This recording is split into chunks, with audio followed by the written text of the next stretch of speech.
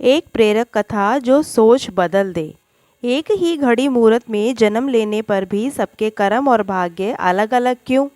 एक प्रेरक कथा। एक बार एक राजा ने विद्वान ज्योतिषियों की सभा बुलाकर प्रश्न किया। चैनल को सब्सक्राइब करो पहले। हाँ जल्दी करो, मुझे पता है कि आप लोग नहीं करते हो, वीडियो देखते हो लेकिन सब्सक्राइब नहीं करते। ये लाल कलर का बटन है, इसे दबाओ, जल्दी दबाओ, जल्दी दबाओ, फिर मैं शुरू करूँ। दबा दो जल्दी, दबा दिया, घंटी भी दबा देना, ठीक। मेरी जन्म पत्रिका के अनुसार मेरा राजा बनने का योग था, मैं राजा बना। किंतु उसी घड़ी मुहूर्त में अनेक जातकों ने जन्म लिया होगा जो राजा नहीं बन सके। क्यों? इसका क्या कारण है? राजा के इस प्रश्न से सब निरुत्तर हो गए। अचानक एक वृद्ध खड़े हुए और बोले, महाराज, आपको यहाँ से कुछ दूर घने जंगल में एक महात्मा मिलेंगे, उनसे आपको उत्तर मिल सकता है। राजा ने घोर जंगल में जाकर देखा कि एक महात्मा आग के ढेर के पास बैठकर अंगार खाने में व्यस्त है। राजा ने महात्मा से जैसे ही प्रश्न पूछा, महात्मा ने क्रोधित होकर कहा, तेरे प्रश्न का उत्तर आगे पहाड़ियों के बीच और एक महात्मा है, वे दे सकते हैं।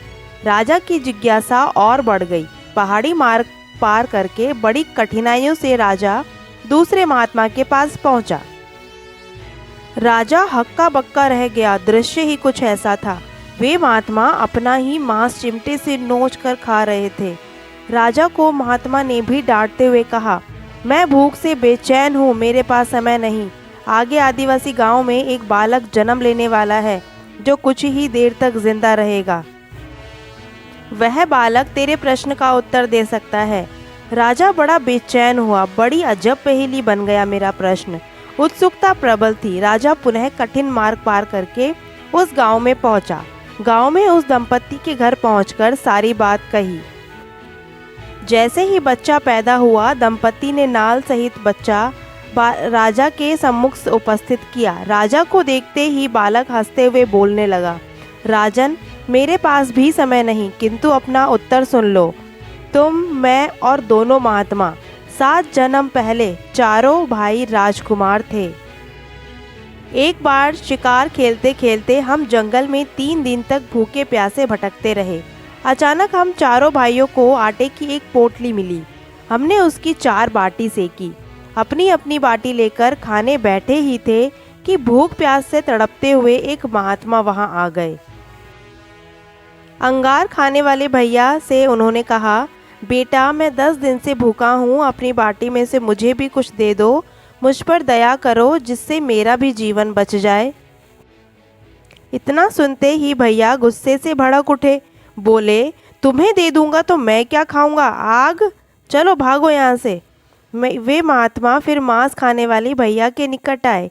उनसे भी अपनी बात कही, किंतु उन भैया ने भी महात्मा से गुस्से में आकर कहा कि बड़ी मुश्किल से प्राप्त ये बाटी तुम्हें दे दूंगा तो मैं क्या अपना मांस नोच कर खाऊंगा?